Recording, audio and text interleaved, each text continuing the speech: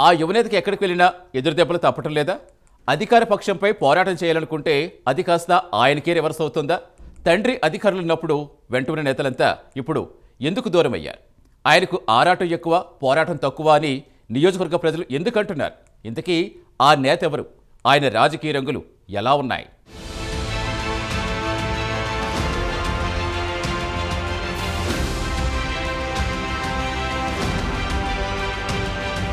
మంచిర్యాల నియోజకవర్గంలో BRS party రాష్ట్ర నేత నడిపెల్లి విజిత్రావు వ్యవహార శైలిపై సొంత పార్టీలోనే విమర్శలు వ్యక్తమవుతున్నాయి.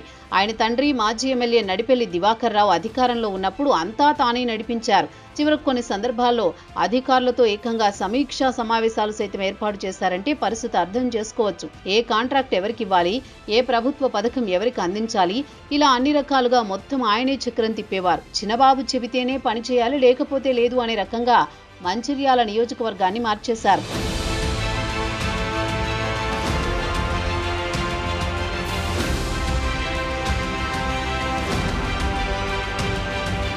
ఇక ఎన్నికల్లో ఆయన తండ్రి దివాకర్ రావు ఓటమి పాలు కావడంతో పరిస్థితి అంతా తారుమారైంది. అధికారంలో ఉన్నప్పుడు ఆయన వ్యవహార శైలి నచ్చని చాలా మంది నేతలు కాంగ్రెస్ లో చేరిపోయారు.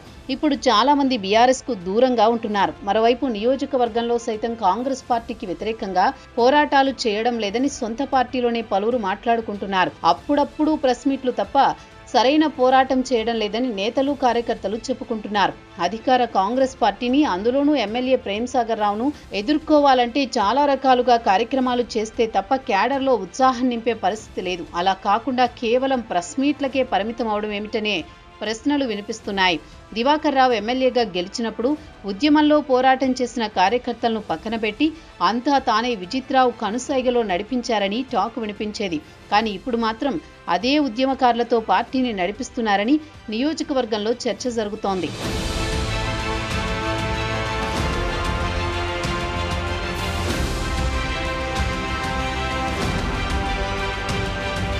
ఇప్పుడు విజిత్రావుకు మరో కష్టం వచ్చి పడింది. రాష్ట్ర వ్యాప్తంగా బీఆర్ఎస్ హయాంలో కాంగ్రెస్ బాకీ కార్డుల ఉద్యమం నడుస్తోంది.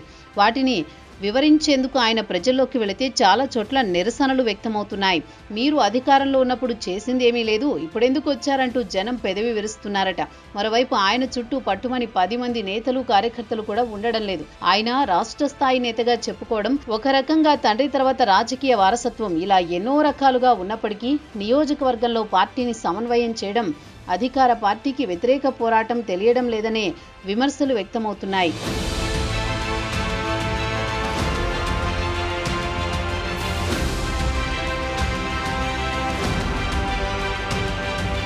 మరి ఆయన తన వ్యవహార శైలి మార్చుకుని ముందడుగు వేస్తారా? వచ్చే ఎన్నికల వరకు క్యాడర్ను సమన్వయం చేసుకుని ముందుకు సాగుతారా? అధికార పార్టీ కాంగ్రెస్ కు వ్యతిరేకంగా జనాల్ని కూడగడతారా లేదా అనేది తెలియాలంటే మరికొన్ని రోజులు వేచి చూడాల్సిందే.